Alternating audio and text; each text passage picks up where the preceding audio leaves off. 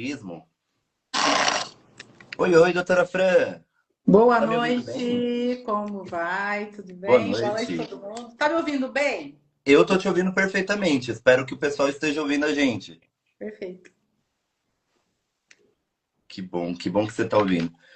É, é isso, vamos lá, vamos começar então. Pedir pro pessoal para comentarem um pouco de que lugares eles estão falando, quais diagnósticos eles têm, né? Aqui já a Carolina já respondeu que é do Rio de Janeiro, que a mãe dela tem mãe de um garoto, talvez de um guri ou uma guria com TEA, de suporte de um, e uma outra filha bipolar com TDAH. Olha só. Vamos lá, então.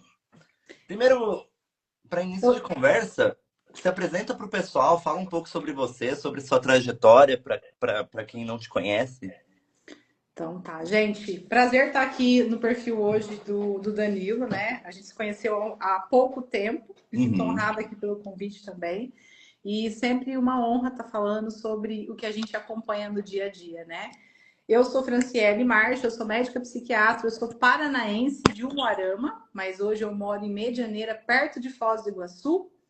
E eu sou psiquiatra e comecei a estudar melhor sobre transtornos de humor, né? Estou fazendo pós-graduação e pela prática do consultório que a gente vê que os diagnósticos estão tudo vindo com muita força, né? A gente está vivendo uma era de muita saúde mental. Então, Uhum.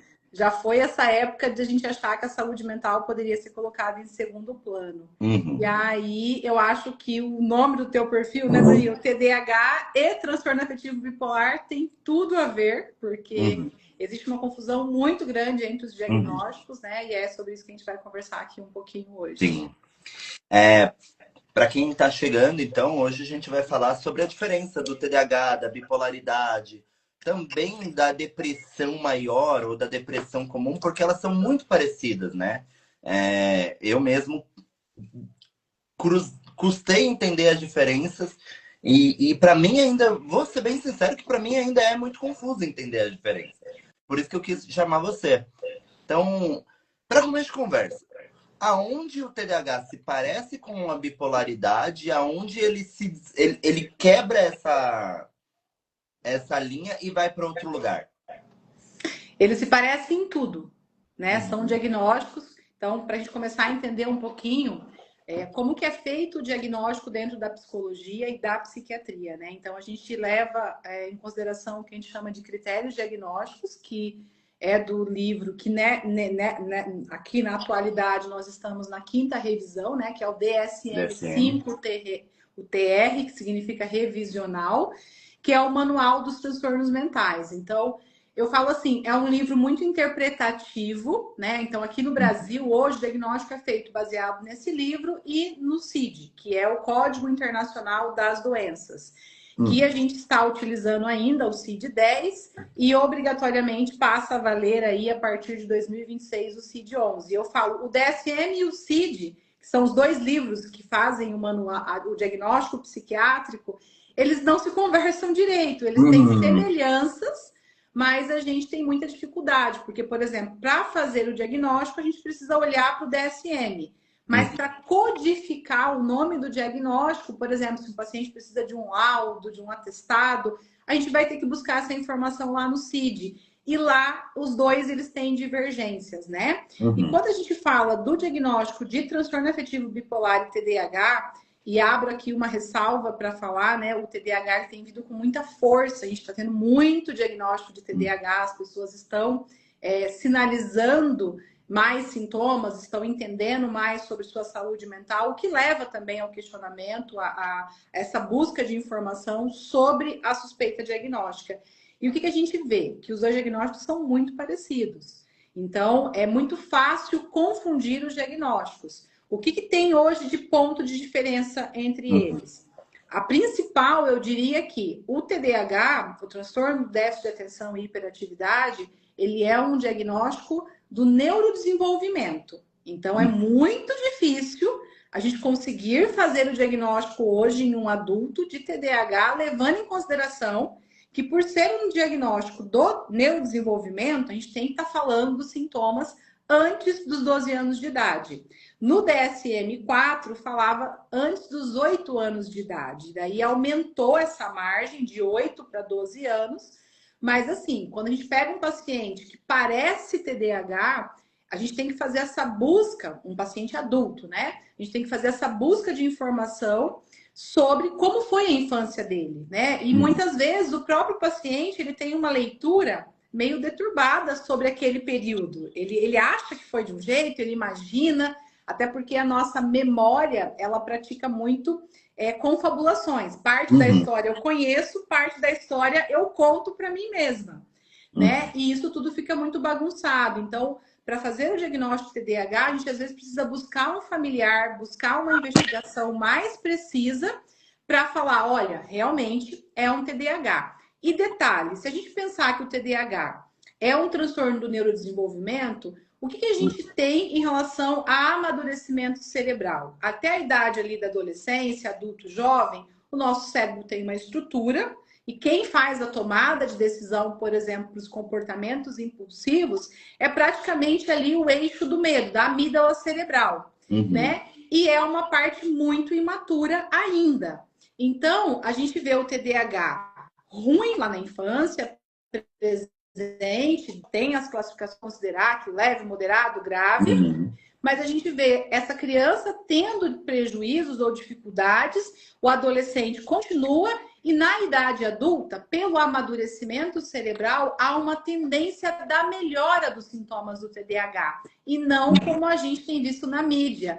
Nossa, eu sempre fui TDAH, mas agora, vida adulta, eu estou muito pior do meu TDAH. Lógico, pode ter gatilhos, fatores estressantes, situações que estão levando para mais sintomas? Pode, a gente não pode considerar em saúde mental que o indivíduo é uma caixinha quadradinha que a gente consegue colocar ele dentro. Tem muitas particularidades em relação a isso. Mas o que a gente tem observado são diagnósticos feitos a qualquer custo, do jeito errado, em relação ao TDAH. E já o transtorno afetivo bipolar. Ele é uma doença que, sim, vai ter sinais lá na adolescência, mas a manifestação costuma vir na idade ali de adulto médio, adulto jovem, então, entre 22, 23, 24 anos. Então, quando a gente pensa no que tem de um e tem no outro, tem os mesmos sintomas. Tem aumento de impulsividade, tem desatenção, tem hiperatividade, tem descontrole de impulso, tem problema para dormir, tem pensamentos acelerados. Mas a principal diferença se dá aí no comportamento de um da infância para a vida adulta e do outro também. Ó, eu vou falar aqui de mim, porque eu acho que é uma forma da gente ser mais próximo das pessoas, né? Eu descobri que além de TDAH, né, ou talvez só seja bipolar, ainda é uma coisa que para mim é uma incógnita, né? Aos 29 anos, a bipolaridade. E descobri de uma forma muito aleatória, assim. Estava vivendo minha vida tranquilamente quando, de repente, começo a ficar muito mais animado do que o normal, muito mais motivado do que o normal, muito mais alegre, muito mais produtivo do que o normal. E aí começa. Primeiro dia, extremamente produtivo. E nessa época eu estava ali num período onde eu estava começando a escrever meu primeiro e-book, tô indo agora para o segundo, mas agora tô bem, tá? Mas estava começando a ir pro meu primeiro e-book e tive a ideia, né? E daí comecei a escrever. Escrevi quase 20 páginas numa noite só, de madrugada, né? E acordei assim, minha esposa foi dormir, eu comentei com ela sobre a ideia do livro, e a minha esposa foi dormir. Quando foi no outro dia de manhã, eu mostro pra ela e tipo assim, mega empolgado. Olha isso aqui que eu escrevi e tá muito bom e não sei o que lá. E falando, gritando. Isso, sei lá, 6 horas da manhã eu acordei. E assim, eu passei a noite inteira acordado, né? Sem dormir, escrevendo. E fiquei esperando, porque assim, eu falei, é muita sacanagem acordar ela às 2, 3, 4 da manhã. Então eu fiquei esperando até o horário que era minimamente coerente na minha cabeça, que era, sei lá, 6:30 da manhã. Quando deu 6:30 em ponto, eu comecei a sacudir ela, tipo assim, e pulando na cama. Tipo assim, acorda, eu quero te mostrar uma coisa, acorda. E daí, tipo, mega empolgado. Só que não é um. E é aí que a gente vê que é estranho. Aonde eu vou chegar? Mostrei pra ela e tal, e ela começou, tipo, cara, tem alguma coisa estranha. E a minha esposa, pra quem não conhece, minha esposa é psicóloga, né? Talvez alguns aí que estejam assistindo, minha esposa é psicóloga. E ela falou, cara, isso não é normal. O que que tá acontecendo com você? Eu nunca te vi assim. Daí eu, tipo, porque vamos vender milhões de livros e tal. E ok, eu acredito. E assim, não é. Hoje eu não estou em mania. Mas eu acredito sim que vou vender milhões. Só que aquilo tava ao excesso extremo, né? E aí durou mais 2, 3 dias e eu dormindo muito mal. Aquele dia eu dormi zero. No outro dia, sei lá, dormi 1h15 no máximo. E daí acordei, fui mexer em livro, fui montar post, fui isso e aquilo, e lá, lá, lá, aquela loucura. No outro dia também. E é isso, assim. E foi quando aconteceu o que a gente fala que é a primeira virada maníaca, ou no meu caso, na verdade, seria hipomaníaca, né? Eu tenho estudado pouco, tenho estudado, então ainda estou aprendendo os termos. E aí minha esposa pegou e falou: não, a gente vai no psiquiatra, vai nisso, vai naquilo. A gente começou a ir nos lugares e se descobriu ali em pouco tempo que você teve foi uma virada maníaca, né? E daí a gente foi buscar entender, porque até então, 29 anos, nunca tinha tido nenhuma. Como assim? 28 nunca tinha tido nenhuma. E o que, que foi que desencadeou no meu caso?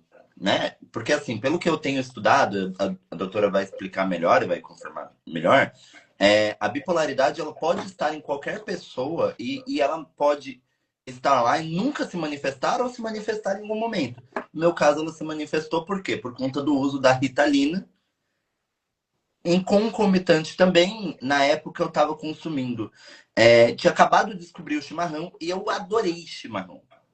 Eu não fui uma pessoa que gostou um pouquinho. Não, eu amei chimarrão. Então, tipo assim, eu tava tomando dia, noite e dia, sei lá, 10 cuias, 15 cuias, 20 cuias. Tomando, eu punha a térmica de manhã, montava um chimarrão, tomava o chimarrão, tomava a térmica inteira de chimarrão, ia lá, montava outro chimarrão, porque aquele. A gente fala que o chimarrão ele vai ficando lavado, ele vai ficando sem graça. Ia lá, lavava, fazia outro e tomava de novo mais uma outra garrafa de 2 litros de chimarrão. E esse excesso de cafeína, junto com a Ritalina, fez eu ter a primeira virada, né? Um- ou pelo menos a mais forte, porque eu já tinha ali alguns sintomas que eu posso dizer que hoje eu entendo que era ali alguma coisa já puxando, falando assim, opa, vamos, mas não foi, né? Que era uma irritabilidade por alguns períodos muito altas, onde muitas vezes eu ficava assim, de certa forma, violento mesmo. Muito, qualquer coisa era paulada, assim, né? E foi o que aconteceu comigo. Vou agora dar um espaço para a doutora falar. Falei demais já. Então, assim, a sua história, Danilo, ela é bastante frequente dentro dos nossos consultórios hoje, né? Infelizmente, por essa avaliação que deveria ser mais minuciosa, né? Mais cautelosa, porque, por exemplo, eu falo, eu sou médica há 17 anos, mas a minha vida, ela se transforma a partir do momento que eu começo a estudar melhor sobre transtorno afetivo bipolar, sobre transtornos de humor. É a brincadeira lá do você viu, nunca mais você deixa de ver aquilo. Não existe desver, né? Você Uhum, enxerga ele e você começa a se preocupar com a tua prescrição, inclusive podendo ter peso para esse paciente com genética ou não bipolar.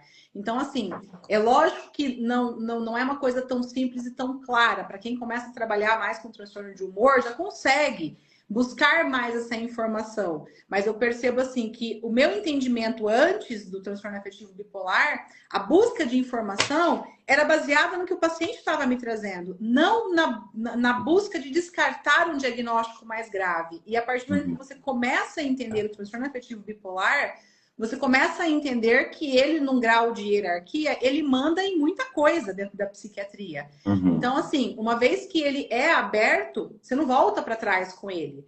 Né? Inclusive o uhum, paciente, a gente chama do espectro bipolar, né? O paciente ele pode hoje ter ali um episódio depressivo com características mistas, que tanto pode fazer parte do grupo unipolar quanto parte do grupo bipolar. Mas se você tiver uma boa condução com esse paciente, você consegue deixar ele naquele lugarzinho ali, como se fosse um contínuo. Agora, se você coloca a medicação errada, se você não investiga direito, se você faz diagnóstico errado, você acaba contribuindo com a tua prescrição para que aquele paciente ande no gráfico, para que ele vá indo para um bipolar tipo 2 e a gente não tenha certeza absoluta que ele não vai bater no bipolar tipo 1, que teoricamente seria, dentro da gravidade, né, em hierárquico aí, o mais grave. Então, assim, quando você começa a entender o transtorno afetivo bipolar, estudar sobre ele, você passa a investigar com o teu paciente de um jeito diferente, que ele nem imagina que você está rastreando isso. Mas você vai fazendo o descarte de realmente ele fazer parte de um grupo de diagnóstico ou de outro. Porque o que a gente vê no que a gente chama de quadro prodrômico do transtorno afetivo bipolar? A primeira infância, tudo bem, legal, a criança normal. Começa ali na idade escolar, ela começa uma ansiedade de separação. E aí hoje tem muita confusão sobre o que é normal, o que não é. Ai, mas a criança é muito mimada, né? Sempre cresceu sem outras crianças do lado, famílias cada vez menores. É normal que quando ela comece a ir para a escola, ela chore, chore, chore. Beleza, é normal. Um dia, 2 dias, uma semana. Agora, uma criança que começa a ter sofrimento em ficar na escola, nós estamos falando de uma ansiedade de separação importante.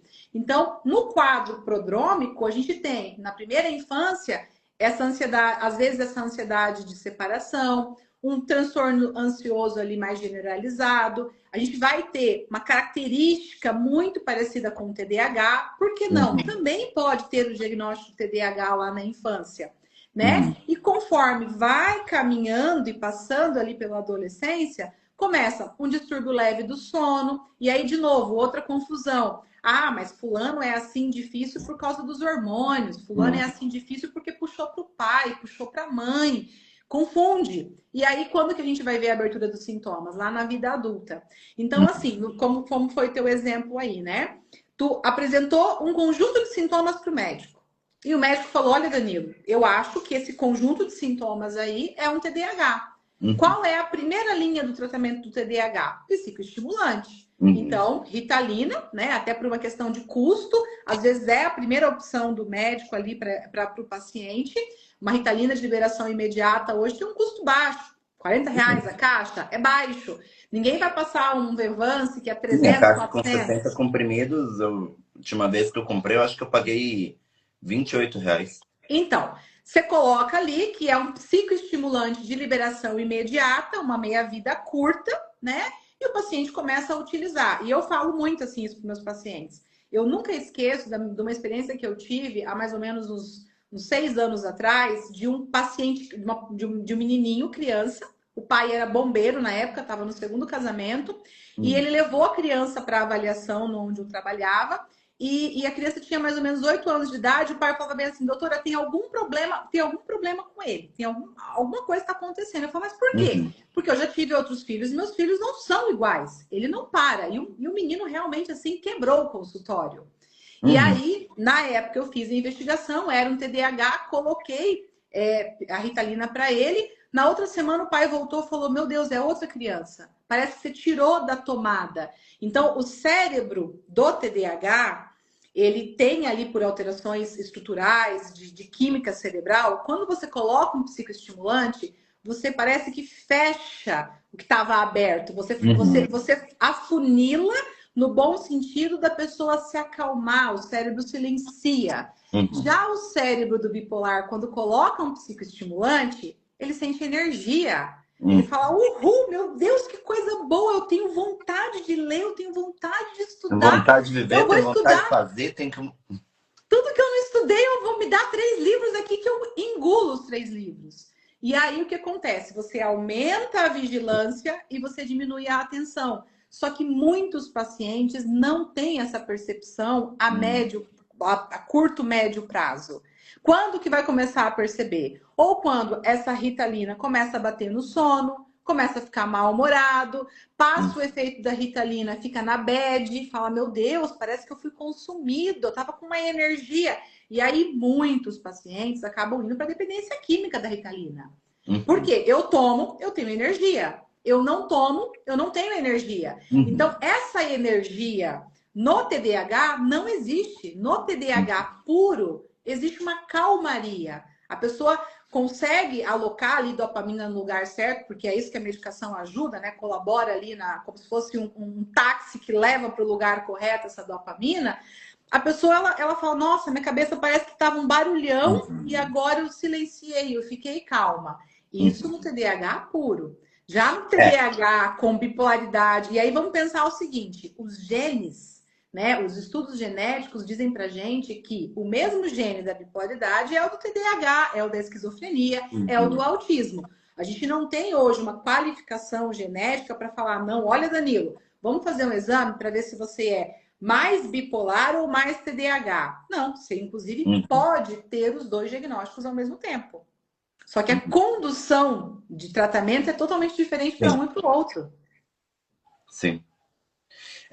Por exemplo, assim, você estava falando isso. O que eu percebi, né? Que eu sempre ouvia, por exemplo, as pessoas falando, porque eu tomo a Ritalina, aquela, entre aspas, as vozes, que no caso é o pensamento acelerado, some, desaparece. Comigo, nunca me aconteceu de eu tomar uma Ritalina e eu falar assim pra você que meus pensamentos acelerados desapareceram. Às vezes aumentam, inclusive. Ou vingança, seja lá o que for. O que me acontece quando eu tomo uma Ritalina? Eu só sinto o desejo de ação. De fazer o que eu preciso. Coisas que eu tô procrastinando faz 3 meses. Não sobe aqui, por favor. Senão você vai derrubar o meu tripé. Tô procrastinando faz 3 meses a organização de tal coisa. É ali que eu, tomando, sei lá, tomei a Ritalina, tomei a Venvance, vou conseguir agir. Mas essa calmaria que algumas pessoas dizem, jamais senti. Esse negócio de, minha cabeça acalmou, jamais. Não ocorre. Não me ocorre. Porque provavelmente existe ali uma genética, né, uma estrutura que quando você coloca o psicoestimulante, e é isso que as pessoas não entendem, né? É a mesma coisa da depressão comum e da depressão bipolar. Quando você coloca o antidepressivo para depressão bipolar, você vai conseguir, por algum momento, melhorar alguma função que estava ali irregular dentro desse cérebro. Só que a longo prazo isso não se mantém. A pessoa começa a ter mais prejuízo do que bem-estar. Então, o cérebro do TDAH, ele tem uma estrutura, né, uma alteração ali que é diferente da neuroinflamação do bipolar. Realmente é diferente. E detalhe, nós não podemos aplicar um teste profilático. Peraí, eu tô aqui com um paciente, tô na dúvida se ele é bipolar ou TDAH e eu vou dar Ritalina para ver se ele fica bem com a Ritalina, né? Por quê? Eu sempre falo, o diagnóstico, ele muitas vezes, na parte genética, ele é uma porta que tem uma fresta aberta, mas está bem segura, não está abrindo. E dependendo o que você coloca para o teu paciente, você chuta essa porta e você abre ela de um jeito que você não consegue mais fechar essa porta nunca mais. Então, uma vez que o diagnóstico de transtorno afetivo bipolar começa na manifestação, o paciente passa a oscilar com muito mais frequência. Então, eu falo que faz um funil na vida da pessoa, né? A funila. Começa largo, então um episódio aqui, um episódio que eu nem percebi que foi uma depressão, ou beirei uma depressão, ou que foi uma hipomania. Mas à medida que isso vai passando no decorrer do tempo, o paciente ele vai tendo mais prejuízo e mais oscilações de humor com mais frequência, ele vai ficando mais intenso. E detalhe, a gente não tem uma regra ou um volume que você controle e fala bem assim, vamos regular agora, Danilo, agora que você está escrevendo um novo e-book, vamos regular para hipomania? Vamos te dar energia? Vamos aumentar o volume para o teu cérebro ficar produzindo aí e tu criar a produção da sua vida? Não existe esse volume que a gente consegue acionar dessa forma. Então, existem estudos que dizem, inclusive, que uma vez que o paciente começa o sintoma, né, começa a abertura do quadro na hipomania, ele tem uma tendência maior a visitar a hipomania ao longo do diagnóstico. Mas a grande tendência, principalmente dos bipolares tipo 2, que fazem hipomania, né? A diferença, então, aqui para as pessoas entenderem, no bipolar tipo 1, nós temos a mania. A mania, ela é gritante, ela é exuberante. A mania, a pessoa perde a crítica do que está acontecendo. O Uhum. bipolar tipo 1 corresponde hoje a mais ou menos 1% da população. É um índice baixo. Agora, já o bipolar tipo 2, onde a gente tem a grande maioria das pessoas no diagnóstico hoje, já é quase 8%, segundo alguns estudos. E o que a gente vê? Que quando começa o diagnóstico a acontecer, a tendência é que a pessoa passe mais tempo no sintoma depressivo e uma depressão arrastada, uma depressão que vem sem causa, uma depressão que consome a Uhum. energia física e mental da pessoa. Uhum. E isso que foi. Assim, o diagnóstico, pelo que você me falou na nossa conversa em particular, né? Você falou que pode perdurar um diagnóstico para ocorrer quase a média de 8 anos, se não me engano, não é? O que a literatura traz para a gente pro bipolar tipo 1, onde tem a apresentação da mania, e como a mania é exuberante, é grande, então se o paciente estiver em mania, dificilmente ele vai passar despercebido para não se levar para um pronto-socorro, para fazer uma ação e o diagnóstico. A média do bipolar tipo 1 é 10 anos, do É isso. começo dos sintomas até o diagnóstico, né? E já para o bipolar tipo 2, isso vai para 15 anos, de 12 a 15 anos. Então, a Caramba. gente percebe que, à medida que a gente começa a falar mais sobre o diagnóstico, a entender mais, a levar mais informação sobre o diagnóstico, a tendência é que a gente consiga pegar os pacientes em fases iniciais. Por Uhum. quê? Aqui nós não estamos falando de, mas eu tenho um diagnóstico há 10 anos e está tudo bem. Não, nós estamos falando de neuroinflamação acontecendo há 10 anos. De um Uhum. estresse oxidativo levando esse cérebro para o envelhecimento, para a inflamação, para a perda neuronal muito mais acelerado do que quem não tem o diagnóstico. Uhum. Então, é Aprovei- prejuízo. Aproveitando essa fala que tu teve, uma das coisas que mais me impressionou, né, quando comecei a estudar sobre bipolaridade, foi descobrir que a bipolaridade não tratada puxa muito mais rápido para uma demência, né? E isso foi uma coisa que me assustou pra caramba, na verdade.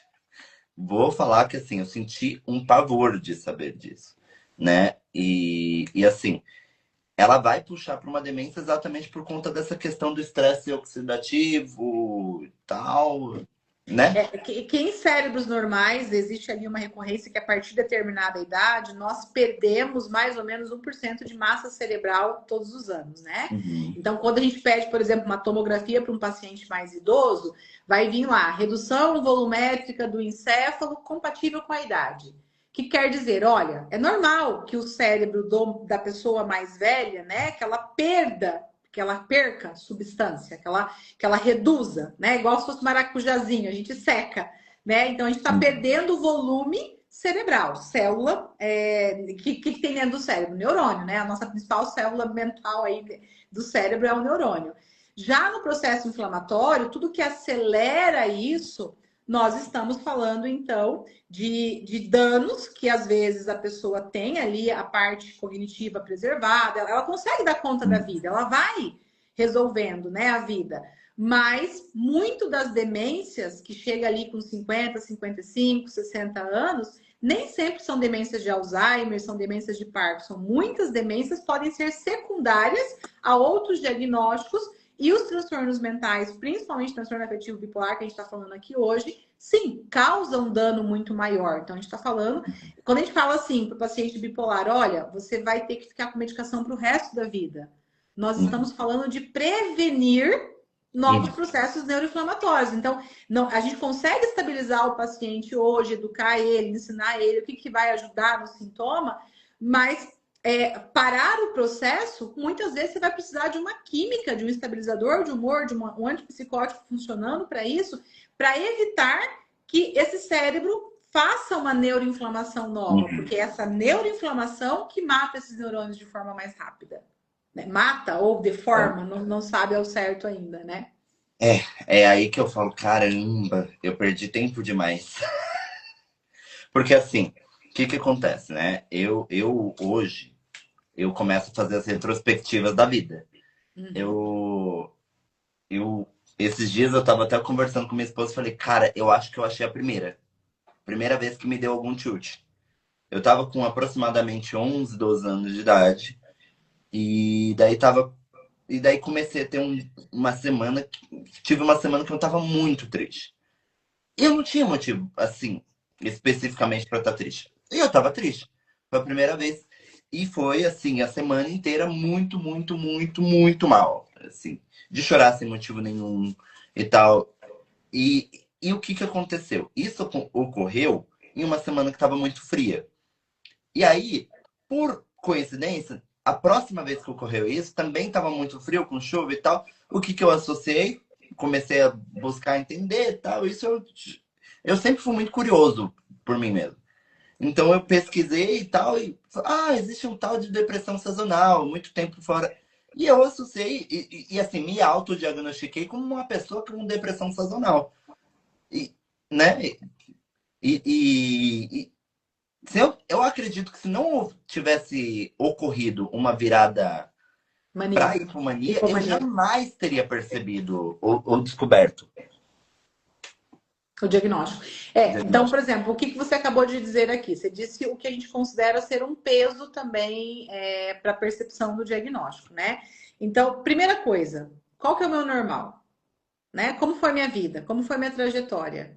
Como que eu cheguei até aqui? Muita gente não sabe responder isso. Muita gente da minha idade, 40, 43, 45 anos, não sabe responder isso. Não sabe por que escolheu a profissão, não sabe por que escolheu o marido, não sabe, Uhum. né? E isso tudo bagunça muito, porque se você não tem um teu estado basal muito bem definido, como que você vai perceber essa pequena alteração? Que a gente pega, por exemplo, em relação ao paciente, quando o paciente vem para avaliação, vem achando que é TDAH, vem achando que é uma depressão com ansiedade, vem achando que é ansiedade, a gente começa a investigar e fala, olha, tu tá aqui nesse outro grupo, ó, essa parte, para ele é um choque, porque ele fala assim, tá, mas como assim? Eu tenho isso, que na minha percepção, no meu entendimento, é tão mais grave, né? Porque o que as pessoas conhecem sobre a bipolaridade? Bipolar, pum, que faz a mania. Então, infelizmente, o termo bipolar está muito associado à brincadeira. Ah, você Uhum. é bipolar, você muda muito de humor. Ou a gravidade do ser bipolar é ser louco, né? Então, Uhum. infelizmente, é isso que as pessoas têm de conceito. Então, quando você pega um paciente e você nomeia isso de um jeito diferente para ele, e você começa a pedir para ele fazer uma retrospectiva da vida, entender melhor quando que o sintoma começou, porque ele não começou ontem. Para um Uhum. paciente hoje, infelizmente, nós vivemos no Brasil uma psiquiatria curativa, não uma Uhum. psiquiatria preventiva. As Preventivo. pessoas não têm esse hábito. Acho que a psicologia ainda está ganhando mais frente para isso, as pessoas estão conseguindo buscar mais a terapia como uma forma de ter autoconhecimento, mais aceitação, é mais aceitável do que ir ao psiquiatra, né? Então, por a gente ter essa psiquiatria muito curativa, o paciente chega com sintomas de longa data. Não é assim, o ano passado aconteceu isso, já é muito.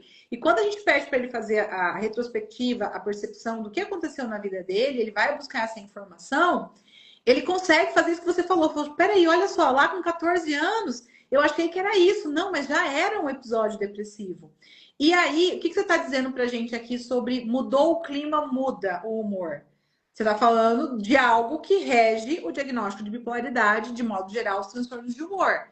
O ciclo biológico, o ciclo Uhum. circadiano.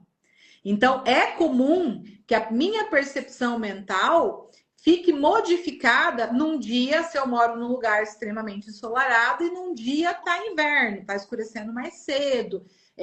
Existe um preparo, o nosso cérebro, nossa percepção e o nosso corpo, ele faz termorregulação, ele muda, por exemplo, no inverno. A gente tem necessidade de comidas mais calóricas porque o frio queima mais energia. Então, Uhum. tudo isso o paciente não consegue, às vezes, perceber que está passando de um ponto de normalidade. Por exemplo, se ele perguntar para o coleguinha da escola com 14, 15 anos, você fica deprimido quando está inverno? Porque todo inverno eu fico deprimida. Ou eu fico mais triste. Ai, a gente escuta muito assim, nossa, eu odeio o inverno, né? Ai, o inverno, Uhum. pelo amor de Deus.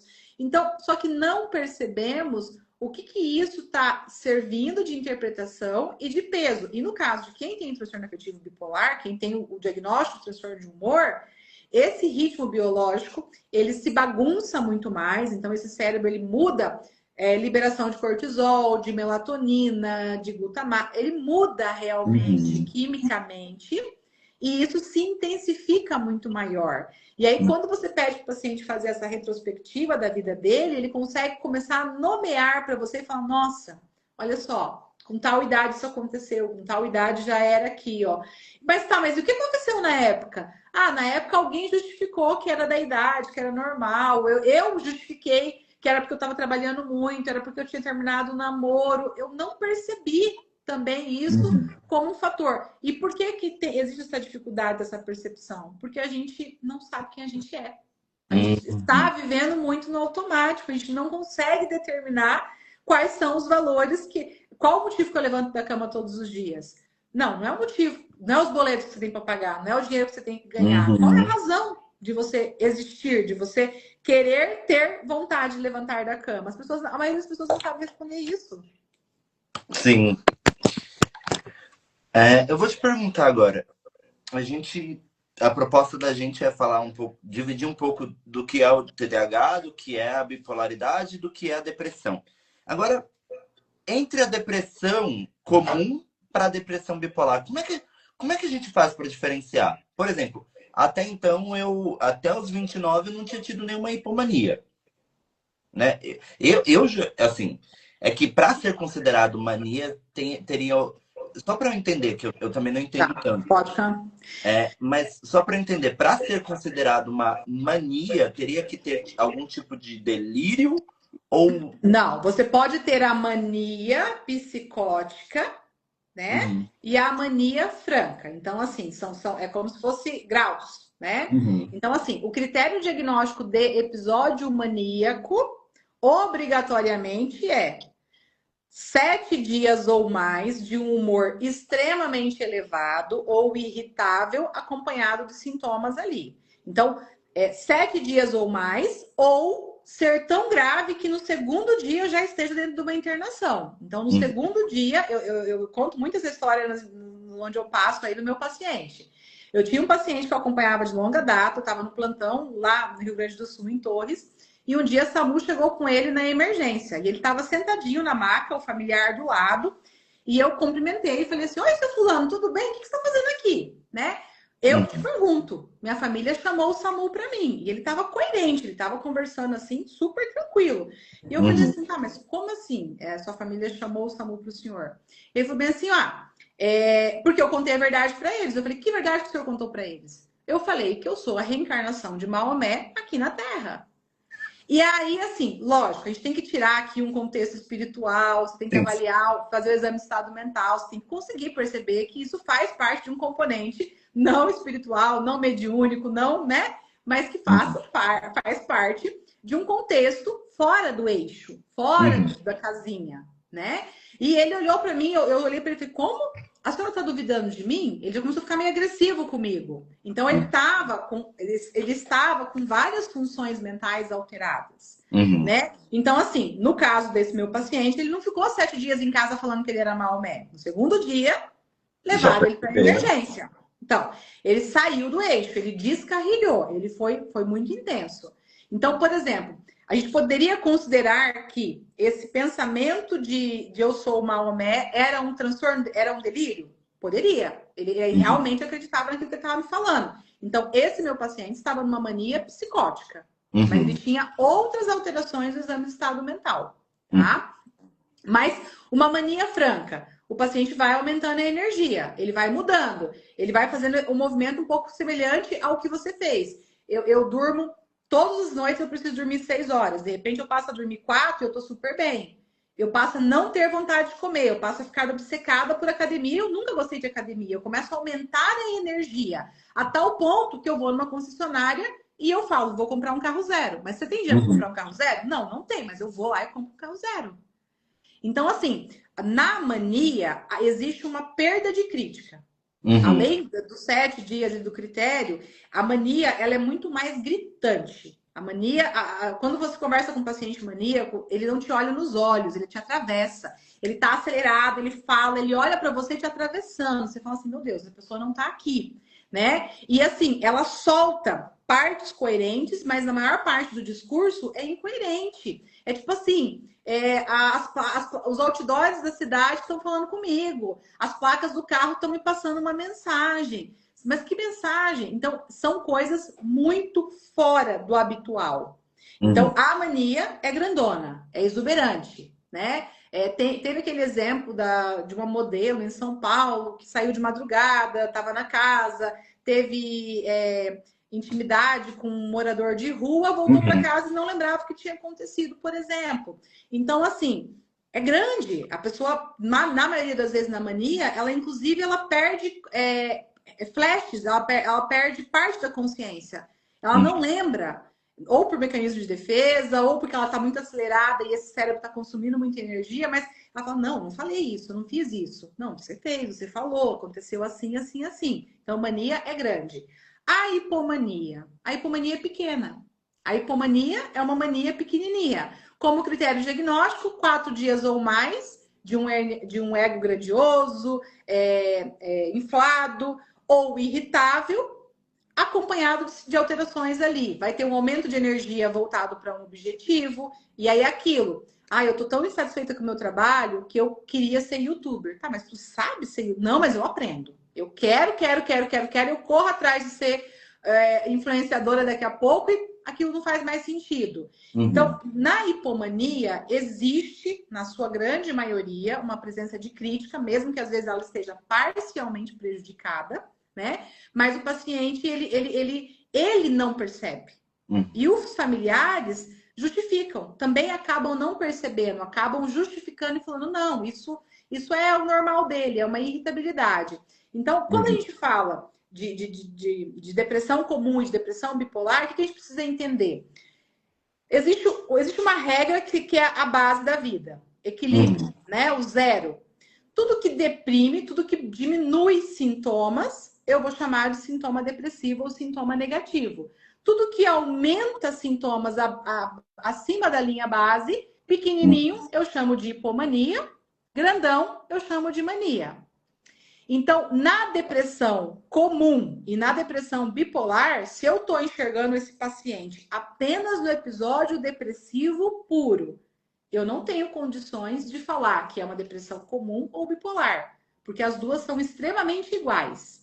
O que me leva a acreditar que aquele novo episódio do meu paciente, ou o primeiro episódio, é uma depressão bipolar e não unipolar, é a investigação genética, é a investigação de vida dessa pessoa. Como que é teu humor? Como que é teu sono? Como é que é teu... Você já ficou muito ansioso? A tua ansiedade vem sempre no final do dia? É um desassossego? É uma angústia? Teus pensamentos são calmos ou são acelerados?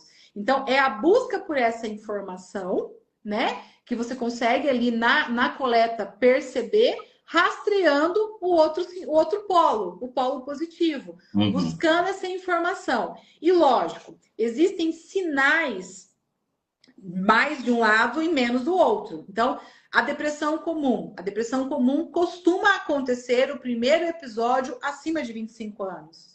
Na depressão bipolar, geralmente é abaixo de 25 anos. A depressão, isso eu não sabia. Existem características que a gente chama. A depressão comum, por exemplo, ela é menos arrastada. A bipolar é arrastada, não melhora. Você está ali investindo em atividade física, em dormir bem, e ela demora para ter essa resposta, né? Então, existem características de apresentação de uma... todo paciente depressivo que faz mais que 3 episódios ao longo da vida de depressão, não importa se o primeiro episódio foi com 14, o segundo com 18, o terceiro com 20. Essa depressão que vai e volta merece uma investigação melhor para episódio depressivo bipolar, para a investigação do grupo bipolar, né? E eu brinco, quando eu não estudava transtorno afetivo bipolar, teve uma época que eu fiz uma capacitação para o CAPS lá que eu trabalhava, para atenção básica. Então, eu como médico responsável do CAPS, eu fiz uma capacitação sobre os diagnósticos psiquiátricos para os colegas médicos, né? E aí, no protocolo de tratamento de depressão comum, a gente tem, você coloca o antidepressivo, você espera 2, 4 semanas, o paciente não melhorou, você troca o antidepressivo. Você troca ou associa a outro. Não Uhum. melhorou? Você vai para uma terceira estratégia, que geralmente é hormônio antitireoidiano, que aqui no Brasil a gente não tem mais comercializado, só manipulado, ou você associa lítio. Eu tenho uma leitura hoje, estudando transtorno afetivo bipolar, que provavelmente já existia uma leitura que essa depressão que não melhorava nunca era uma depressão bipolar. Só que a gente começa a conversar melhor sobre isso, a gente está falando o quê? De 5, 10 anos no máximo para cá. Que até Uhum. então, o entendimento sobre esses diagnósticos era muito limitado. Uhum. Né? A ansiedade ganhou a frente, então, ok, eu ser ansiosa, depois, ok, eu ser depressiva, agora, ok, eu ser TDAH, Uhum. né? Mas será que a gente vai chegar, ok, eu ser bipolar, ok, eu ser esquizofrênico e tá tudo certo? Porque, gente, a maioria das doenças psiquiátricas pode ter peso genético e mais manifestação do ambiente. E as pessoas não escolhem adoecer. Uhum. E somente quem passa por um processo de adoecimento é que vai saber ou sentir na pele o que significa as frases vazias do tipo: ai, você não tá dando o teu melhor, você não tá fazendo por merecer, você podia Uhum. melhorar, né? Você podia sair disso. Mas é Sim, algo assim que é fora do habitual, é consumido. sim. Vou te perguntar, e da depressão maior? A depressão maior, ela seria um caso, então, a se investigar com mais critério? Porque, assim, pelo que eu entendi, quando essa depressão, ela tende, você tratou com um, tratou com outro e tal, e ela parece que não tá melhorando, não tá sumindo. É que é assim, Danilo. A gente existe essas terminologias, depressão crônica, depressão unipolar, depressão maior, e tudo isso é muito confuso, principalmente na parte aqui da mídia, né? Uhum. Mas assim, a gente vai ter o indivíduo que ele vai ter ao longo da vida um único episódio depressivo maior, critério Uhum. diagnóstico de episódio depressivo maior. São 14 dias, 2 semanas ou Uhum. mais de humor deprimido, na criança irritável, Uhum. tá? Muda o critério diagnóstico, humor deprimido e ou perda de interesse na maioria das coisas que antes tinha prazer, acompanhado de sintomas acessórios, Uhum. tá? Então, se eu tenho 2 semanas ou mais de um ou outro, acompanhado de alteração de sono, alteração de energia, de esperança, de pensamento, e a gente está falando de um episódio depressivo maior, Uhum. tá? Eu posso ter um único episódio depressivo e nunca mais ter nada. Agora, se Uhum. eu caio em recorrência desses episódios depressivos, eu tenho um e eu tenho o segundo, eu já faço parte de um grupo que a gente chama de transtorno depressivo recorrente, que é a depressão maior.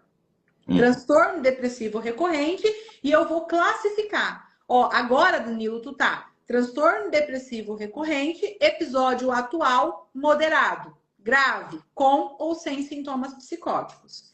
Uhum. Já lá no bipolar, mesma coisa.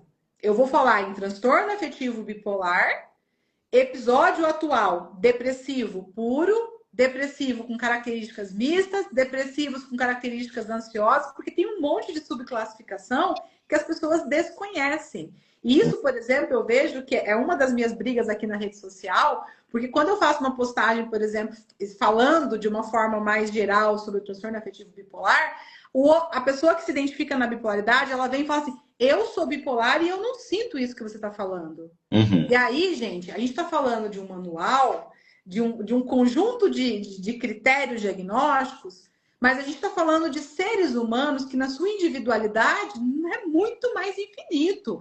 E a Sim. manifestação do diagnóstico não é igual para todo mundo. São nuances e nuances e nuances. Quem dera se fosse igual para todo mundo, que daí Porque daí você passava o mesmo a gente remédio e dava resolvia. o remédio X, testou, opa, esse deu certo, legal, e acabou. Só que não é, né? A gente às vezes testa um, testa outro, e não funciona. Em falar em não funciona, eu vou te perguntar uma coisa que eu ouvi essa semana, num desses vídeos rolando para cima e aquilo. E eu falei, caramba, eu não sabia disso, eu não lembro de quem foi. Acabei. Sabe quando a gente mexe e acaba perdendo o perfil? Eu Você queria quer entrar no olhar de perfil. novo e não acha? Não, eu perdi o perfil, sem querer. Eu ia entrar no perfil para poder ver se eu achava mais vídeos, mas a pessoa estava falando sobre a questão da bipolaridade e o tratamento com a questão do... É que assim, eu não queria usar o nome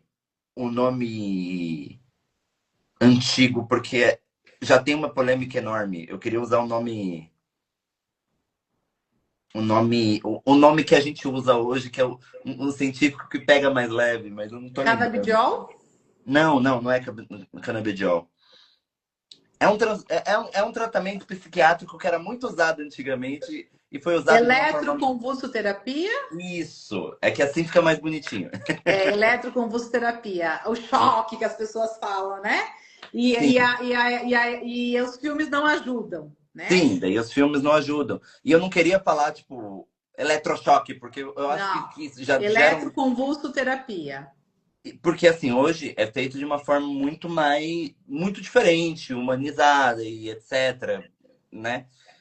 Mas, E por exemplo, para né? Por que tratamento da bipolaridade, esse vídeo ele estava falando sobre isso. existem indicações, né? Então, assim, as indicações de eletroconvulsoterapia, elas são bastante particulares e tem Uhum, que ser avaliada de forma muito individual. Então, por exemplo, você pega um paciente em episódio depressivo grave e ele é idoso, você não, o idoso tem maior chance de risco de autoextermínio, né? Maior leitura de que a vida não está valendo nada, não tem uhum, mais funcionalidade. Então, por exemplo, você pega um paciente idoso, a primeira indicação para você tirar ele de um episódio depressivo grave, e lógico, pode ser depressivo unipolar, pode ser um episódio depressivo bipolar, grave, tá? Você não tem tempo para ficar colocando remédio, avaliando remédio, o paciente ele vai ficando muito desesperado. Então, existe a indicação, por exemplo, da ECT, da eletroconvulsoterapia.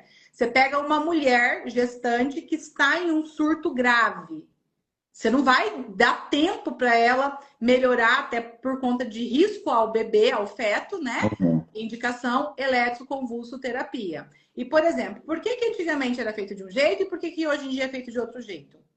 Isso é igual para todas as especialidades médicas. Uhum. Antigamente se operava sem anestesia. A anestesia tinha tempo curto, foi melhorando. Sim. Hoje existe maior monitoramento. Então, o que é eletroconvulsoterapia? É uma indução de uma carga elétrica, né? Para diminuir o limiar, induz uma convulsão ao paciente para desconectar ali alguns, vou falar de um jeito mais generalizado, né? Aquele choquinho, é como se você derrubasse o teu, não é receptor de energia? Disjuntor. Disjuntor. Você derruba e dá um para cima nele novamente. O que você faz ali? Você faz uma comunicação e uma liberação dos seus neurotransmissores de um jeito diferente. E isso hoje é feito em centro cirúrgico, com monitoramento, né? É medida essa carga. Então, assim, antigamente não existia esses perfis de parâmetros para avaliação de era muito. É, É o que temos e é o que era um modelo de punição, muito mais de punição do que de tratamento, né? Hoje em dia. Só que, por exemplo, né, assim, Danilo, não vamos pensar de uma forma hipócrita, mas talvez sim, que o ser humano, quando ele não entende, quando ele não passa pela situação na pele, ainda assim ele continua sendo ignorante. Então, por exemplo, eu falo da minha experiência. Eu já dei plantão com colegas no momento que eu comecei a estudar a psiquiatria, porque eu me formei e inicialmente eu queria pediatria, depois que eu fui para psiquiatria, né? E no Uhum. momento ali da minha fase de transição, de estudo na psiquiatria, eu dava plantão porque eu precisava financeiramente sobreviver. Então, eu dava plantão Uhum. numa emergência geral, que era a porta para a SAMU. Quando chegavam os pacientes graves psiquiátricos, dependendo do colega que estava no plantão atendendo, ou virava para mim e falava, atende você porque esse aí é louco, né? Você que dá conta disso. Ou ainda atendia muito na coxa, do tipo assim, tá, chegou, eu vi que o SAMU chegou com uma emergência, porque a gente atendia só porta, só paciente vermelho, né? Era porta para era fechado o hospital, Uhum. era só emergência, nível de complexidade mais alta. E eu falava bem assim, eu vi que o SAMU chegou, o que o SAMU trouxe? Se era paciente psiquiátrico, um piti. O que você fez? Eu fiz uma água destilada intramuscular e mandei embora. Ou eu fiz, deixei na observação e deixei a Ah, porta tá aberta. O louco. paciente vai embora e aí eu faço um boletim de ocorrência para falar que ele evadiu. Então, assim, lógico, isso não é Meu pai. generalizando todo mundo, mas existe uma dificuldade do próprio ser humano quando ele está diante de uma alteração mental, comportamental, dele não conseguir ter empatia e se colocar no lugar desse paciente, ou dele não saber lidar com isso e ele banalizar. E ele virar as costas e falar, é só isso, pronto, acabou, daqui a pouco melhora, vai embora, entendeu? Ou, não, isso não resolve aqui. Eu falo, existe aí no planejamento da saúde mental a nível de Sistema Único de Saúde um plano de diminuir os leitos de hospitalização psiquiátrico. Né? Uhum. A ideia foi defendida muito ali antes da pandemia, em 2019, 2018, Uhum. que a emergência psiquiátrica seria atendida junto com a emergência geral, nos hospitais gerais, né? Só que assim, a gente vê que não existe essa possibilidade justamente por essa condução. Se um paciente chega com uma suspeita de infarto, eu vou monitorar, eu coloco ele na sala vermelha, eu peço exames, eu boto um eletro para Uhum. rodar. Se o paciente chega numa crise de ansiedade, eu faço um benzodiazepínico intramuscular para ser mais rápido, que é Uhum. inclusive errado de ser feito, porque a absorção de um diazepam intramuscular, ela pode acontecer de forma errada, ela cristaliza, o paciente pode ter efeito ruim depois, mas eu faço um diazepam para fazer de conta que eu estou fazendo alguma coisa, ou para realmente acalmar esse paciente, e eu mando embora. Né? Uhum. Então, assim, que a saúde mental ela é muito delicada. As pessoas ainda vê essa parte do sintoma psiquiátrico, comportamental, como algo de fraqueza, como algo que eu não tenho domínio, como algo muito relacionado à fragilidade e à suscetibilidade. Não Uhum. a tipo, pô, eu não tô bem, eu preciso de ajuda como se eu tivesse quebrado meu dedo. Eu vou procurar ajuda para isso. Uhum. Nossa, você falando disso, acho que o ano passado eu vi uma nota que um dos conselhos. Que tem essas briguinhas entre os conselhos, né? E aí o Conselho Federal de Medicina estava brigando com o Conselho de Psicologia, exatamente por conta dessa questão de leitos psiquiátricos, isso, aquilo. E assim, eu particularmente fiquei pensando no prejuízo que teria por diminuir esses leitos. Esse foi o meu pensamento.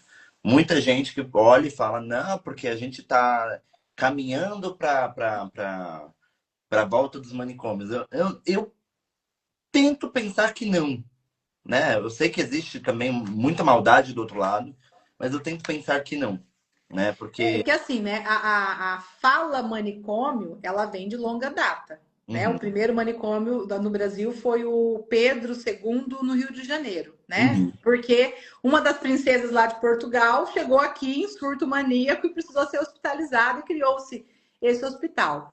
E antigamente o paciente psiquiátrico, ele na dúvida de não se saber o que estava acontecendo, ele era muito associado à possessão, a castigo religioso, a Uhum. espíritos. Então, ele era muito descriminalizado e colocado junto com pacientes, ou com bandidos, com. Então, assim, o Uhum. manicômio ele ficou numa leitura de hospital de prisão, né? De Uhum. uma coisa assim, a palavra manicômio ela pegou essa conotação, não a um Uhum. hospital de cuidado. E Uhum. aí, no Brasil, em relação à saúde pública, a ideia foi que os CAPs entrassem cumprindo uma Uhum. função de tirar esse paciente desse ambiente mais hospitalar e trazer esse Uhum. paciente mais para o modelo de hospital dia, de lugar, porque o que rege a política pública de saúde mental? Que o paciente seja tratado com dignidade e que ele retome a sua vida à sociedade. Em nenhum momento que ele vá para um hospital e fique hospitalizado e ele perca totalmente seus direitos civis. Não, nenhum Uhum. momento é isso. É que ele seja tratado com dignidade. Então, assim, que ele, Uhum. que ele vá retomando. E aí o que a gente vê acontecendo, esse modelo mais hospitalocêntrico, né? Que o paciente vai para uma internação, fica 2 meses lá dentro, sai dessa internação, tem que voltar para a vida normal, às vezes não tem esse apoio da família, do entendimento, a família não é Uhum. psicoeducada sobre o diagnóstico que levou ele àquela situação, Uhum. e aí entra todo esse desespero, porque, por exemplo, não existe um incentivo financeiro, não existe um cuidado, não existe um entendimento familiar, existe uma leitura de se surtou uma vez, você vai surtar várias outras. Então, assim, Uhum. o paciente ele fica bastante isolado de um cuidado real. E, por exemplo, quando a gente pensa nos CAPs, se eu não estou enganado, o CAPs, eu fiz uma palestra na semana passada para psicologia falando sobre isso. Os CAPs foram lançados em 1992, não é muito antigo Acho o CAPs. que... A política não foi atualizada. O modelo que inclusive é terciário, né? São três: estadual, federal e municipal. Financeiramente, quem abastece hoje um CAPS. Não foi revisto. O valor de repasse é o mesmo de 1992. Então, assim, como que esse paciente vai ter um cuidado decente, com menos verba, com menos leitura, né?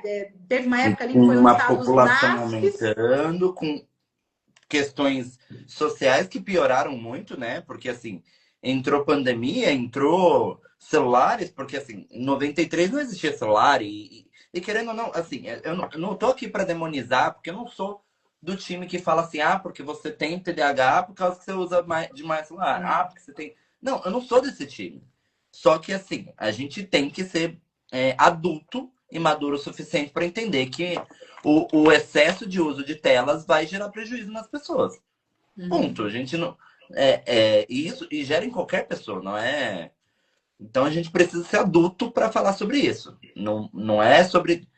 Não é sobre... E eu não entendo o uso de redes, como redes sociais, seja lá o que for, como o causador. Mas ele é uma coisa que pode prejudicar, piorar, né? Então, o uso de celular, ele pode piorar a sua bipolaridade, porque às vezes você não está dormindo, porque ao invés de estar dormindo, você está rolando tela. Você pode piorar o seu TDAH por causa dos mesmos motivos e tal. Então, e dentro de tudo isso, o mundo mudou muito de 93 para cá e chega a ser um absurdo pensar que não tem... O investimento ainda continua sendo o mesmo. É triste, porque a gente tem uma demanda, um gargalo que está aumentando, né, na sua totalidade de transtornos psiquiátricos de modo geral, independente do nome que a gente vá dar aí, né? E assim, e a leitura de cuidado, apesar do discurso de liberdade, de a gente poder falar mais sobre isso, de a gente poder reivindicar mais sobre isso, ele tem reduzido. Ele, infelizmente, ele não é real até que uma pessoa precise viver e experienciar aquela situação. É diferente. A minha empatia por um paciente psiquiátrico, ela enquanto ser humano, ela é limitada. Tá bom, eu ajudo, mas se fosse comigo, beleza. Agora é igual a história da acessibilidade, né? Só começou a ser levado muito em conta à medida que isso começou a falar, não, mas espera, mas eu preciso dessa acessibilidade, eu preciso de uma calçada, eu preciso de uma rampa. Então, assim, olha quanto tempo, como que a gente é arcaico ainda em relação a alguns cuidados, né? A gente fala bonito, mas a execução não é bem assim que acontece. Fran, eu vou pegar para puxar a gente para o final através de uma pergunta que veio lá em cima, né? Tá por aqui, deixa eu ver aqui. Não.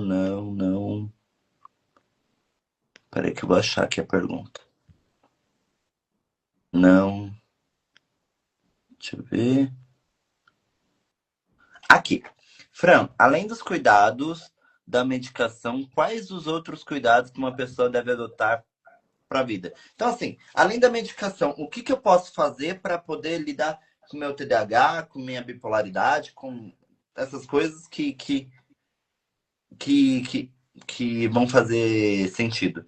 Eu gosto de falar que é o básico, mas vou deixar você...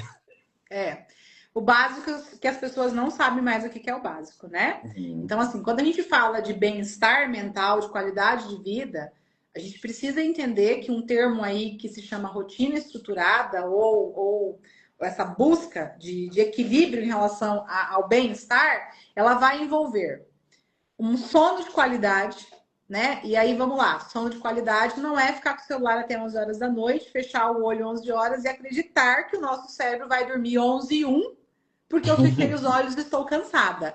Porque existe toda uma sinalização de neurotransmissores, de interpretação de retina, de contração, de relaxamento, que está sinalizando para o meu cérebro uma informação, né? A própria claridade acima dos olhos, né? A gente tem o núcleo supraquiasmótico que sinaliza para o cérebro essa claridade. Então, toda a luz que está acima dessa altura aqui está mandando uma informação para o meu cérebro, a luz abaixo está mandando outra informação. E eu estou com o celular aqui e querendo dormir depois, né? Então, rotina de sono que a gente fala, sono saudável, é literal pré-história. O que acontecia quando não tinha energia e não tinha internet? A gente ia dormir 8h30, 9 horas da noite, e já é tarde, hein? Porque os antigos, lá na pré-história, dormia com escurecer. Não tinha o que fazer, né? Dormia ao escurecer, acordava ao amanhecer. Então, o ritmo biológico, cerebral, genético nosso é esse. Então, lógico, eu não estou falando para acordar às 5 horas da manhã, mas ter rotina de sono. Mostrar para esse cérebro que existe uma rotina. Ir dormir, de preferência, no máximo 21h30, 22 horas. E tentar levantar da cama também tem regra, antes de 7h30, 8 horas da manhã. Por conta de regulação, pico de cortisol, tudo isso. Então, eu sou uma pessoa que eu consigo perceber nitidamente isso no meu corpo. Se eu levanto 6h30, eu levanto com uma disposição. Se eu levanto 7h30, 8 horas, eu levanto muito mais preguiçosa. Por conta desse horário que eu desperto o sono segundo regulação de cortisol. Então, rotina de sono. Atividade física. Outra coisa que nós não fomos feitos para ser, e estamos ganhando, né? Medalha de ouro para todo mundo. Sedentarismo, né? A maioria da população hoje é muito sedentária. Sim. Então, sedentarismo não ajuda a saúde mental. Nós precisamos de movimento, nós precisamos praticar isso a nível de neurotransmissor e de fibra muscular, né? Então, nosso cérebro em atividade física aumenta a produção do BDNF, que é o fator neurotrófico, como se fosse o lixeiro do cérebro. Ele joga a coisa negativa para fora. Vamos falar de jeitos mais superficial para entender. Alimentação. Menos industrializado, ultraprocessado, processado, menos açúcar, menos psicoestimulante. Tudo que a gente gosta de comer, né? Nosso cérebro tá cansado, ele vai querer gordura e açúcar. Tem coisa mais gostosa que pensar num lanche? Se for, no meu caso, eu gosto de agridoce. Se for agridoce ainda, maravilhoso. Então, regular, cuidar com essa alimentação. Ter alimentos de mais qualidade na mesa. Exposição ao sol. Todo mundo na suplementação aí de vitamina D. Ninguém mais consegue manter nível adequado de vitamina D. Parte disso é pelo estilo de vida, né? Também tem a ver com a alimentação, porque a vitamina D, para ser sintetizada, precisa de triptofano, que vem através da alimentação. Bem-estar, qualidade de vida. Ter momentos de relaxamento, de bem-estar, se autoconhecer, terapia, gente. Eu falo para os pacientes, o remédio que eu estou passando no tratamento, se a pessoa para de tomar, ela para o benefício. Mas o que ela aprende de mecanismos de bem-estar, de ferramentas de bem-estar para ela não vai perder nunca. Se ela entende que ela sente isso por causa disso, se ela tá sentindo assim por conta daquilo, se ela tá brava porque o outro tá irritando ela, ela consegue se autorregular de um jeito que ela fala, pô, não preciso ir para esse caminho aqui ruim. Então, perceba, tudo que traz bem-estar e que qualquer diagnóstico psiquiátrico vai exigir do ser humano, vírgula, tirando a medicação, é o que traz longevidade e qualidade de vida para qualquer indivíduo. Então, o que a gente tem a mais aí nos transtornos mentais? A medicação. Só que aí, eu acho muito interessante essa história da medicação. Porque, por exemplo, eu tenho 43 anos e eu de manhã tomo levotiroxina para tireoide. Depois, na hora do almoço, eu tomo ácido fólico, ômega 3, vitamina C, vitamina B9.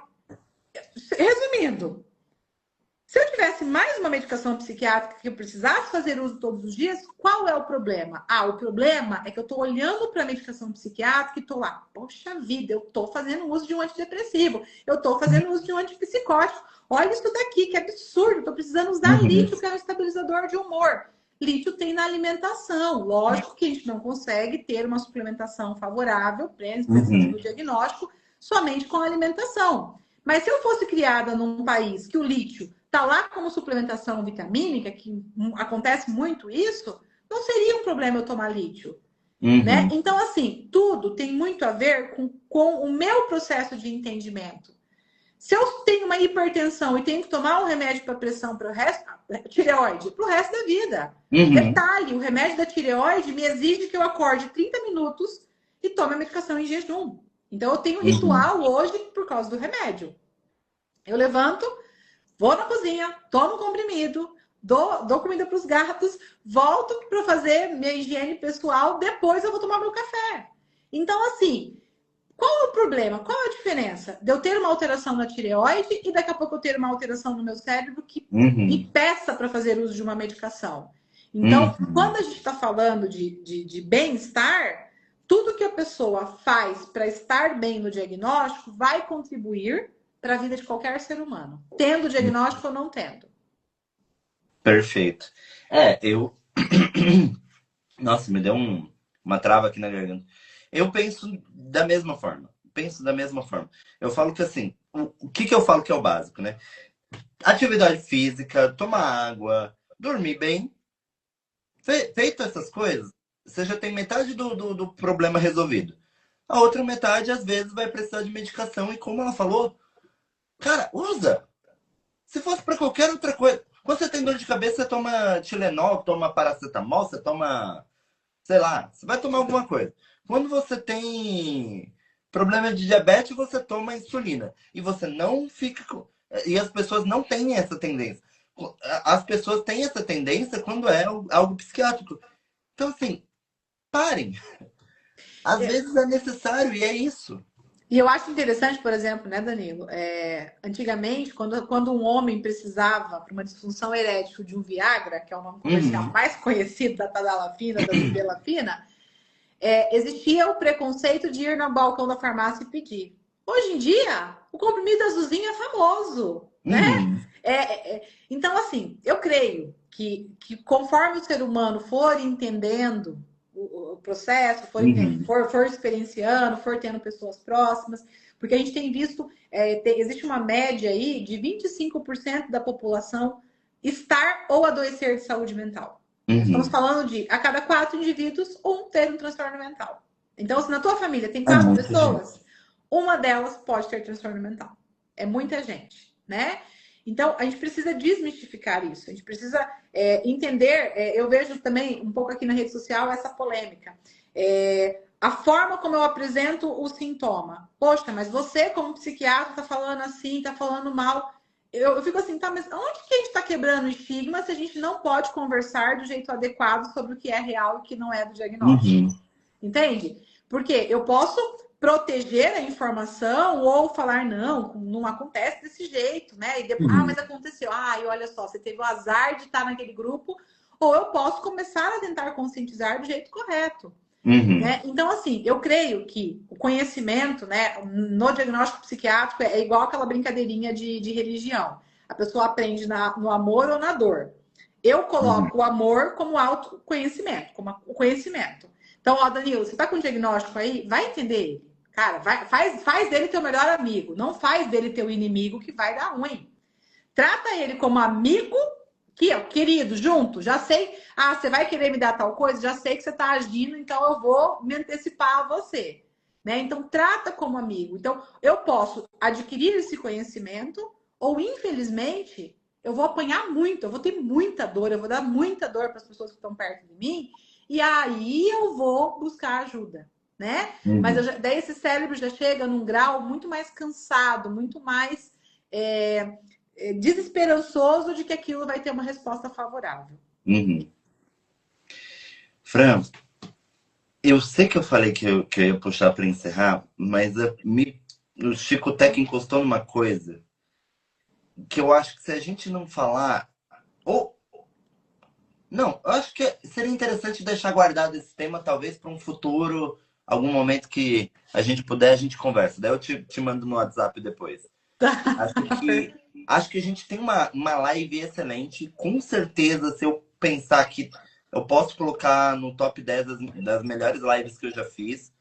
Muito obrigado Obrigada mesmo a você. pelo seu conhecimento. Assim, eu só tenho a agradecer quando uma pessoa como você topa trazer o conhecimento de forma assim gratuita para as pessoas, porque tem muita aqui a média que ficou visível para mim ficou de 10 a 15 pessoas. Mas Uhum. passou quase 300 pessoas provavelmente pela live E nesse fica, né? O importante é que esse conhecimento, a rede social possibilita isso, né? Ela fica para frente. Quem não viu agora vai ver em outro momento, né? sim. E isso pode tocar de alguma forma e promover a mudança, né? Uhum. Porque realmente tem muita gente sofrendo no sintoma e nem sabe que isso tem um nome, nem sabe que isso tem um tratamento, não sabe como buscar ajuda para isso. Sim. E quero te agradecer por isso. É isso.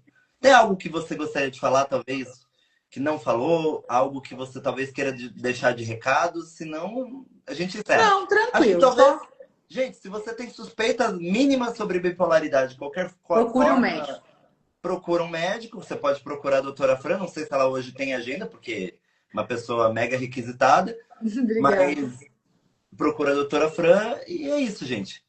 Muito É, obrigado, viu? e assim, né? Usem o conhecimento ao seu favor, não Uhum. contra, né? Não acreditem em tudo que vê, busca a informação, né? Uhum. Dá um Google. Cuidado com o chat GPT, as IAs aí, elas às vezes não trazem fontes confiáveis, né? Elas são abastecidas, então a gente entende que tem toda uma questão ali por trás, mas assim. O mais importante do que a informação externa é a gente aprender a olhar para o meu interno.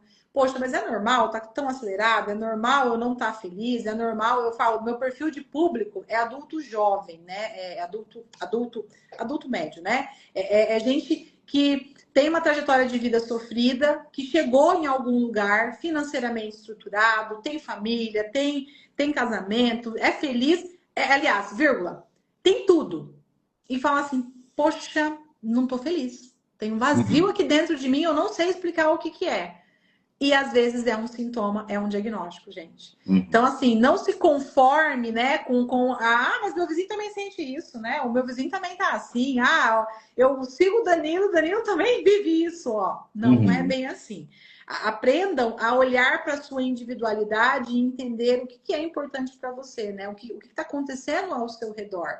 E o cérebro, ele vai dando sinais. Ele vai, ó, é uma crise aqui, é uma ansiedade ali, é um sono que tem prejuízo, é o colocar o macarrão preferido na boca e falar, não tá gostoso. Mas por que não tá gostoso? Porque a minha química cerebral tá bagunçada, porque tem um diagnóstico por trás, porque tem um sintoma por trás e eu não tô prestando atenção nisso. Uhum. E assim, Danilo, meu marido tá na sala e ele botou ali para eu responder uma pergunta que acho que rolou aqui. Que se quem tem bipolaridade tipo 2 pode reverter para tipo 1. No caso, não seria reverter, seria piorar para tipo 1. Porque a gente tem a bipolaridade sem outras especificações, como se fosse um nível mais leve, o bipolar tipo 2 e o bipolar tipo 1, tá? Tem muita gente que defende que o bipolar tipo 1 é muito mais grave, porque Uhum. ele apresenta o episódio maníaco. O que eu observo no consultório? A grande maioria dos meus pacientes são bipolares tipo 2 e os tipo 2 têm mais sofrimento por ficarem mais no estado depressivo. Então, Uhum. eu diria assim, na conceitualização, é como se o bipolar tipo 1 fosse mais grave que o bipolar tipo 2, pela apresentação, né, do episódio. A hipomania é menor, a mania é grandona, é mais Uhum. prejuízo, é alteração neurológica acontecendo. Mas o que a gente vê na prática é que o bipolar tipo 2 ele apresenta até mais disfuncionalidade do que o tipo 1. Porque o tipo 1, como é tão gritante a mania, assusta tanto ele e a família, que de alguma forma ele entra no tratamento. Já o Uhum. tipo 2, ele entra no tratamento, ele melhora, ele abandona o tratamento. Uhum. Aí ele volta para o sintoma, daí ele abandona de novo. Então ele faz mais esse movimento de justificar, de racionalizar, então eu diria assim, nenhum diagnóstico, gente, TDAH, bipolaridade, a ansiedade, só quem vive na pele o diagnóstico vai saber dizer o que significa isso na sua vida. Então Uhum. é muito individual isso daí. Sim. Nossa, perfeito. Perfeito, perfeito. Então é isso. Quero te agradecer mil vezes, assim. Obrigada você. Mil vezes mesmo. Muito obrigado. Nossa, eu Obrigada, tô. gente. Uma boa noite para todo mundo aí e que espalhem esse conhecimento e prestem atenção em você e em quem está ao seu lado para que isso tenha um benefício aí de entender melhor o que está acontecendo. Eu só ia falar, vamos fazer uma posezinha para um. Deixa eu só tirar os comentários aqui para. Não sei como é que eu tiro mais os comentários. Eu não vejo os comentários, então por isso que eu falei que meu marido mandou uma pergunta aqui para mim. Ah, você não estava vendo? Não sei o que acontece, que tá bem diferente aqui essa parte agora. Pronto. Vou desativar. Aquele sorrisão que eu vou tirar o print.